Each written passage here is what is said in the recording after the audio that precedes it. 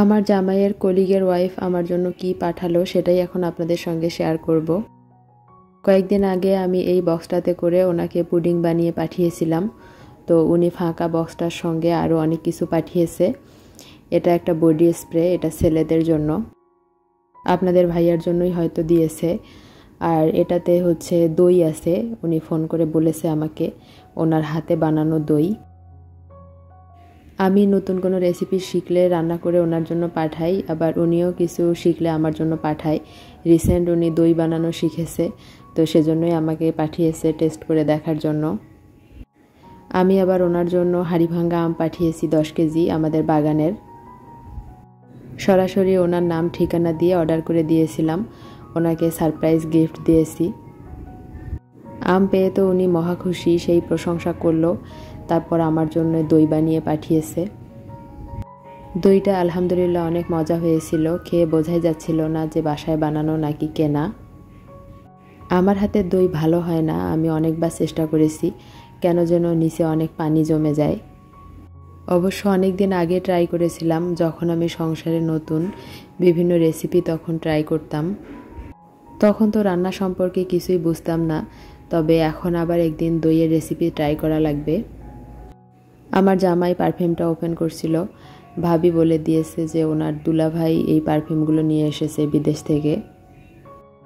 আমার কাউকে কিছু দিতেও ভালো লাগে, আবার কারো কাছ থেকে ছোটোখাটো কোনো কিছু গিফট পেতেও ভালো লাগে।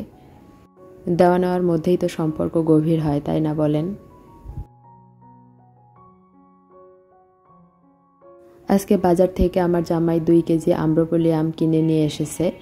আমাদের আম্রপলির গাছ নেই, আমাদের শুধু হাড়িভাঙ্গার গাছ। আম্রপলি আমটাও খেতে খারাপ নয়, তবে আমার কাছে হিমসাগর, হাড়িভাঙ্গা এগুলোই বেশি ভালো লাগে। আমার জামাই আবার আম্রপলি পছন্দ করে, তবে আমাদের খুব বেশি কেনা হয় না, ওই সিজনে 2-1 বার 1 কেজি 2 কেজি। যেহেতু আমাদের বাসায় হাড়িভাঙ্গা আম প্রচুর, তাই আম কিনে খাবো এরকম টেন্ডেন্সি আমাদের নেই। যেহেতু সিজনাল ফল, তাই একবার খেয়ে টেস্ট করে দেখা হয়। আমার তো ইচ্ছাই করে না আম কিনে খাওয়ার, তারপরও আমার জামাই শখ করে কিনে এনেছে। আমার বাসা থেকে আজকেই হাড়িভাঙ্গা আম পাঠানোর কথা। বাসা থেকে যে আমগুলো নিয়ে এসেছিলাম ওগুলো অনেক আগেই শেষ হয়ে গিয়েছে। আজকে আম পাঠালে হয়তো বা কালকে বিকেলে পেয়ে যাব, আপনাদের সঙ্গে ভিডিওতে শেয়ার করব ইনশাল্লাহ। বাজারের কেনা আম খেতে আমার তো ভয়ই লাগে, কারণ বাজারে ফরমালিন ছাড়া আম বিক্রি করে না। তার কারণ ফরমালিন ছাড়া আম রাখলে আম পচে যায়, সেজন্য ওরা কীটনাশক স্প্রে করে যাতে করে দীর্ঘদিন আমটা ভালো থাকে। আর এই যে এত সুন্দর কালার দেখছেন, এই কালারটাও কিন্তু ঔষধের কারণেই হয়। আমাদের আমগুলো কিন্তু এত কালারফুল হয় না, কারণ আমরা সেরকম কোনো ঔষধ স্প্রে করি না। আম কিনে আনার পর আমার জামাইয়ের আর তর সইছে না, কখন খাবে, তাই আগে ওকে আমটা কেটে দিচ্ছি। এবছর হিমসাগর আম আমাদের খাওয়া হয়নি, কারণ ওই সময়ে আমরা গ্রামের বাড়িতে ছিলাম, আর বাড়িতে প্রচুর আম খেয়ে এসেছি। এখানে এসে কিনবো করে আমের সিজনটাই চলে গেল, এখন আর আমাদের এখানে হিমসাগর পাওয়া যাচ্ছে না। আমের দামও বর্তমানে অনেক বাড়তি, এই আমগুলো 150 টাকা করে কেজি কিনে নিয়ে আসলো।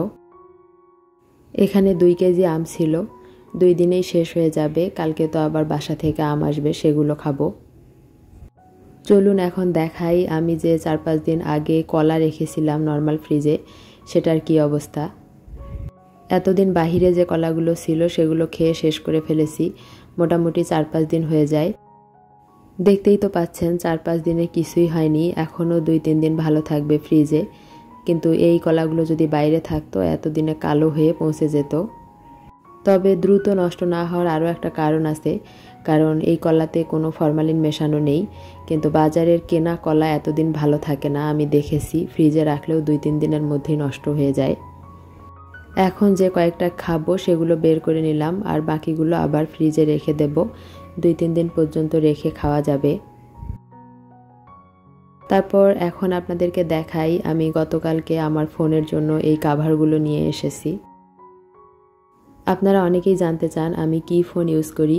আমি স্যামসাং A52 ইউজ করি।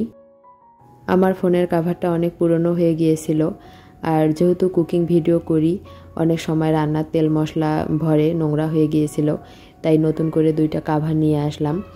একটা একটু প্রিন্টেড, এটা আমি বাহিরে ইউজ করব। আর একটা ওয়াটার কালার, যেটা রুমের ভিতরে সবসময় ইউজ করব। আমি যখন একটু সাজুগুজু করব তখন আমার ফোনটাকেও সাজাবো, এই আর কি। এই হচ্ছে আমাদের হাড়িভাঙ্গা আমের বাগান। এই বাগান থেকেই আমরা আপনাদেরকে আম সরবরাহ করি। বাগান থেকে আম ছিঁড়ে সরাসরি ফ্রেশ আমগুলোই আমরা আপনাদেরকে পাঠিয়ে থাকি। বাছাইকৃত এ গ্রেডের আমগুলো আমরা অনলাইনে দেই, আর বাকি যে ছোট আমগুলো থাকে সেগুলো আমরা স্থানীয় বাজারে বিক্রি করে থাকি। এই তো এখানে আম প্যাকেজিং চলছে। গাছ থেকে আম ছিঁড়ে বাগানের পাশেই এভাবে প্যাকেজিং করা হয়। এখান থেকে সরাসরি কুরিয়ারের কাছে আপনাদের পার্সেলগুলো হস্তান্তর করা হবে। বাজারে এত আম থাকতে আপনারা কেন আমাদের কাছ থেকে আম কিনবেন? তার একটাই কারণ, আমাদের আমগুলো শতভাগ ফরমালিন মুক্ত। আমরা আমাদের আমে কোনো ধরনের কেমিক্যাল বা কার্বোহাইড্রেট স্প্রে করি না। আম সম্পর্কে সকল তথ্য জানতে স্ক্রিনে দেওয়া নাম্বারে যোগাযোগ করুন। আজকে শুক্রবারের দিন, কয়েকদিন ধরে আমাদের বাসায় ভালো মন্দ কিছু রান্না করা হয় না, তাই ভাবলাম আজকে একটু ভালো মন্দ রান্না করি। তাই গরু মাংস ভিজিয়েছি আর একটা মুরগি ভিজিয়েছি। রোস্ট করব, গরু মাংস করব আর পোলাও করব। যবে থেকে আম নিয়ে কাজ করতে শুরু করেছি তবে থেকে আর সংসারের কাজকর্ম ঠিকমতো করা হয় না। আজকে ভাবলাম একটু সময় নিয়ে রান্না করি। প্রথমেই আমি গরু মাংসটা প্রেসার কুকারে বসিয়ে দেব, তারপর বাকি কাজগুলো করব। আগে কিছু পেঁয়াজ ব্রেস্তা করে নিয়েছি, এটা খুব সুন্দর ঘ্রাণ হবে মাংসের মধ্যে। তারপর কিছু পেঁয়াজ কুচি দিয়েছি, এখানে পেঁয়াজ বাটাও দেওয়া যেতে পারে। তারপর আদা বাটা, রসুন বাটা, তারপর হচ্ছে মরিচের গুঁড়া, হলুদের গুঁড়া, জিরা, ধনিয়া, গরম মশলা সব কিছু দিয়ে এখন মশলাগুলো কষিয়ে নিচ্ছি। অনেকেই বলেন যে প্রেসার কুকারে রান্নার স্বাদ হয় না বা মশলার কাঁচা গন্ধ থেকে যায়। প্রেসার কুকারে হাতে মাখিয়ে যদি আপনি মাংস বসিয়ে দেন তখন আদা রসুনের কাঁচা গন্ধটা থেকে যায়। পরে অনেক ভেজে ভেজে কষিয়ে কষিয়ে সেই ঘ্রাণটা দূর করতে হয়। কিন্তু প্রথমেই যদি আপনি একটু সময় নিয়ে মশলা কষিয়ে রান্নাটা বসিয়ে দেন তাহলে আর আদা রসুনের কাঁচা গন্ধ থাকবে না। আমি তো প্রেসার কুকার কেনার পর থেকে বেশিরভাগ রান্না প্রেসার কুকারেই করি, কারণ এতে সময় অনেক সাশ্রয় হয়। মাংসটা কষিয়ে নিয়ে আমি পরিমাণ মতো পানি দিয়ে দিলাম। প্রেসার কুকারে রান্নায় বেশি পানি দিতে হয় না। এখন ঢাকনাটা আটকিয়ে দেব। 7-8টা সিটি দিলেই বুঝতে হবে যে মাংস সিদ্ধ হয়ে গিয়েছে। আমি অফ ক্যামেরায় আলু অ্যাড করে দিয়েছি, তারপর কষিয়ে ঝোলের জন্য পানি দিয়ে দিয়েছিলাম। এখন আমার রান্না শেষ। এখন আমি রোস্টের প্রিপারেশন করব। মুরগিটা আমি কেটে ধুয়ে পরিষ্কার করে নিয়েছি। এখন আমি লবণ মাখিয়ে ম্যারিনেট করে রাখব। অনেকেই এখানে মরিচের গুঁড়া, আদা, রসুন দিয়ে ম্যারিনেট করে, তবে আমার কাছে শুধু লবণ দিয়ে ম্যারিনেট করতেই ভালো লাগে। প্রথমে আমি পেঁয়াজ ব্রেস্তা করে নিচ্ছি, তারপর এই তেলের মধ্যেই মুরগিটা ভেজে নেব, কারণ প্রথমে মুরগি ভাজলে তেলটা নষ্ট হয়ে যায়। পেঁয়াজ ব্রেস্তা করে তুলে নিলাম। এখন মুরগির পিসগুলো ভেজে নেব। বেশি ভাজা যাবে না, 2-3 মিনিট এপিট উপিট করে ভেজে নেব। বেশি ভাজলে রোস্টের মাংস শক্ত রাবারি হয়ে যায়, তাই হালকা শুধু একটু লাল লাল করেই তুলে নেব। আমার ভাজা হয়ে গিয়েছে, এখন তুলে নিচ্ছি। 1 চামচ টক দই মাখিয়ে ম্যারিনেট করে রাখবো, এতে করে মাংসটা শক্ত হয়ে যাবে না। আমি তো পেঁয়াজ ব্রেস্তা করে রেখেছি, এখন এখানে পেঁয়াজ বাটা দিলেও হতো, কিন্তু আমি পেঁয়াজ বেটে সময় নষ্ট করে চাই না, এগুলো সিদ্ধ হয়ে এমনিতেই গলে যাবে। দিয়ে দিলাম কিছু গরম মশলা।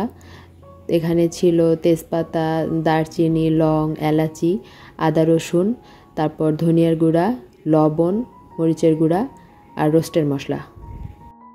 1 চামচ টমেটো সস দিয়ে দেব। আমি আহামরি কোনো বাড়তি মশলা ব্যবহার করছি না, শুধু রাঁধুনি রোস্টের মশলা ব্যবহার করব। আমি 2 চামচ দই ফেটিয়ে এখন দিয়ে দিচ্ছি। দই দেওয়ার সময় চুলার জালটা একটু কমিয়ে রাখতে হবে, এতে করে দই আর ফেটে যাবে না। তারপর মশলাগুলো একটু সময় নিয়ে কষিয়ে নিতে হবে, তা না হলে রোস্টের মধ্যে মশলার কাঁচা গন্ধ থেকে যাবে। আমি 10 মিনিটের মতো অল্প আঁচে মশলাগুলো কষিয়ে নিয়েছি। এখন তেল আর মশলা আলাদা হয়ে গিয়েছে। এই পর্যায়ে আমি পানি দিয়ে দিলাম। আমি মরিচের গুঁড়া একটু বেশি করে দিয়েছি, সেজন্য কালারটা এরকম লাল এসেছে, কারণ আমার জামাই একটু ঝাল ঝাল রোস্ট পছন্দ করে। এখন আগে থেকে ভেজে রাখা মাংসগুলো দিয়ে দিলাম, তারপর একটু পানিও দিলাম। এখন একটু উল্টিয়ে পাল্টিয়ে তারপর ঢাকনা দিয়ে 10-15 মিনিটের মতো মাংসগুলোকে সিদ্ধ করে নিতে হবে।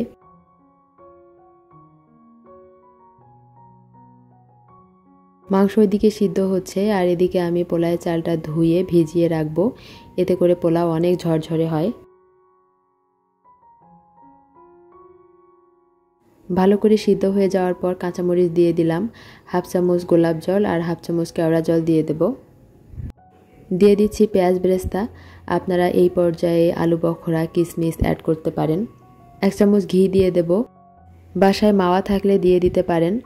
আমার হাতের কাছে যে উপকরণগুলো ছিল আমি সেগুলোই ব্যবহার করেছি, অত বেশি উপকরণ আমার পক্ষে ম্যানেজ করা সম্ভব নয়।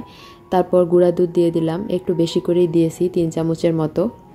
রোস্টে লিকুইড দুধের চেয়ে গুঁড়া দুধ দিলে স্বাদটা বেশি ভালো হয়। এখন উল্টিয়ে পাল্টিয়ে উপকরণগুলো মিশিয়ে তারপর ঢাকনা দিয়ে 10 মিনিটের মতো নিভু নিভু আঁচে দমে রেখে দেব। দমে রেখে তারপর চলে আসলাম পোলাও রান্না করতে। প্রথমে পেঁয়াজগুলো ভেজে নিয়েছি, তারপর এলাচি, দারচিনি, তারপর তেজপাতা আর কি গরম মশলা দিয়ে দিলাম। তারপর আদা বাটা রসুন বাটা দিয়ে পোলাওয়ের চাল দিয়ে দিলাম। এখন ভেজে ঝরঝরে করে নিতে হবে। আমি পোলাওয়ের চাল 15 মিনিটের মতো ভিজিয়ে তারপর পানি ঝরিয়ে রেখেছি। আমার পোলাও এমনিতেই ঝরঝরে হয়, কিন্তু তারপরও ভাজলে কেমন যেন মনের মধ্যে একটা স্যাটিসফ্যাকশন কাজ করে। পোলাও রান্না করব আমি রাইস কুকারে। এখানে আমি গরম পানি বসিয়ে দিয়েছি আর এখানে চালটা ভেজে নিচ্ছি। চাল ভেজে গরম পানি করে রাইস কুকারে ঢেলে দেব, তাহলে খুব তাড়াতাড়ি পোলাও হয়ে যাবে। এই তো এখানে চাল আর গরম পানি দিয়ে দিলাম। এখন 7-8 মিনিটের মধ্যে পোলাও রান্না হয়ে যাবে। রাইস কুকারে দিলে কোনো টেনশন থাকে না যে চাল ফুটলো কি না, হইল কি না, পানি আছে কি না, এসব কোনো ঝামেলা থাকে না।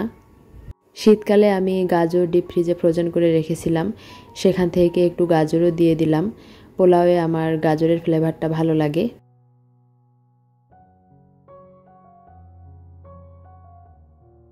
এই তো 10 মিনিটের মধ্যে পোলাও রান্না ডান। এখন ঘি দিয়ে দিচ্ছি। রান্না শেষে ঘি দিলে ফ্লেভারটা অনেক স্ট্রং থাকে। তারপর কাঁচামরিচ দিলাম। এখন উল্টিয়ে দিয়ে আরও 5 মিনিট পর আমি ডিশে তুলে নেব। এখন পরিবেশনের পালা। প্রথমে রোস্ট, তারপর পোলাও, সব কিছু এখন এক এক করে টেবিলে নিয়ে যাচ্ছি। আমার রান্নাবান্না শেষ করতে করতে আপনাদের ভাইয়া নামাজ থেকে চলে এসেছে।